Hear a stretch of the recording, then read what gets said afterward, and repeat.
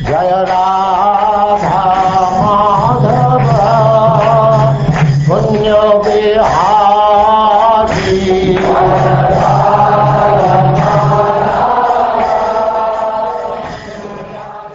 And now we begin the 9th canto, chapter 1, King Sudyumna becomes a woman.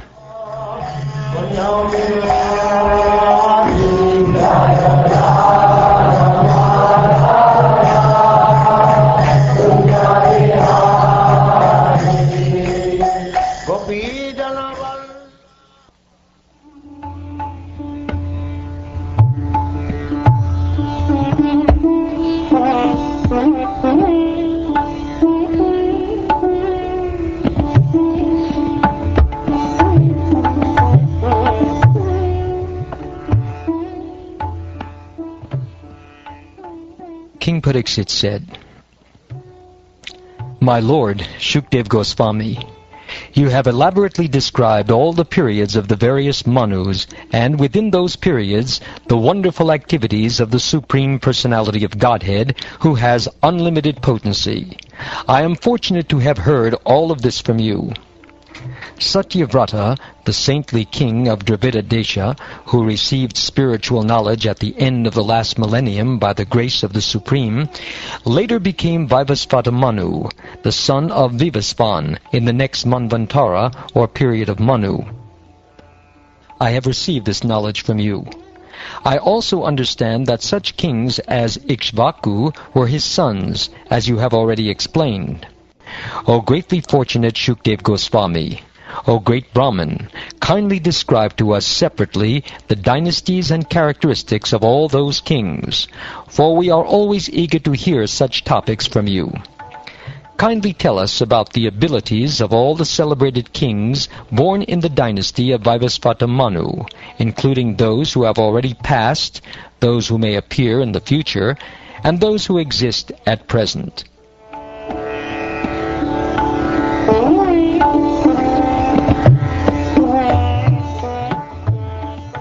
Sutta Goswami said, "When Shukdev Goswami, the greatest knower of religious principles, was thus requested by Maharaj Pariksit in the assembly of all the scholars learned in Vedic knowledge, he then proceeded to speak.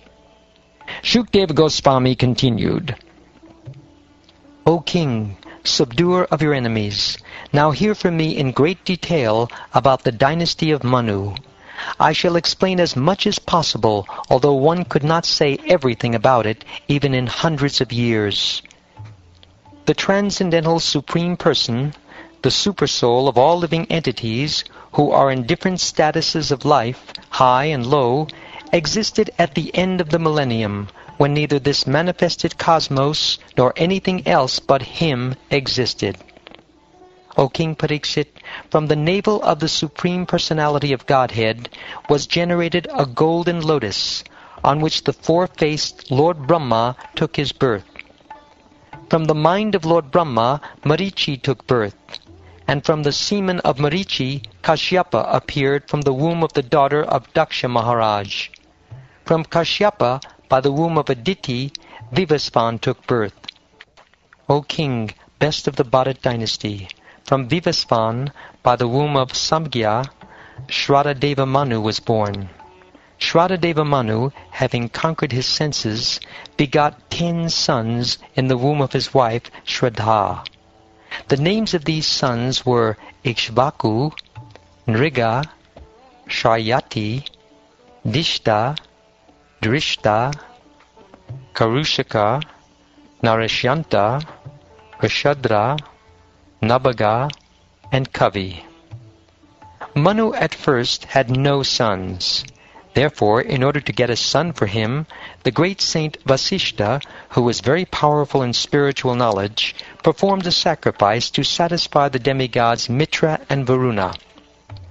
During that sacrifice, Shraddha, Manu's wife, who was observing the vow of subsisting only by drinking milk, approached the priest offering the sacrifice, offered obeisances to him, and begged for a daughter.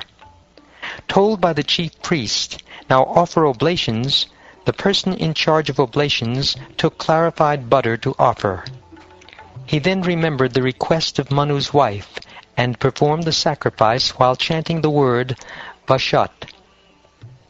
Manu had begun that sacrifice for the sake of getting a son, but because the priest was diverted by the request of Manu's wife, a daughter named Ila was born. Upon seeing the daughter, Manu was not very satisfied. Thus he spoke to his guru, Vasishta, as follows. My lord, all of you are expert in chanting the Vedic mantras. How then has the result been opposite to the one desired? This is a matter for lamentation. There should not have been such a reversal of the results of the Vedic mantras. You are all self-controlled, well-balanced in mind, and aware of the absolute truth.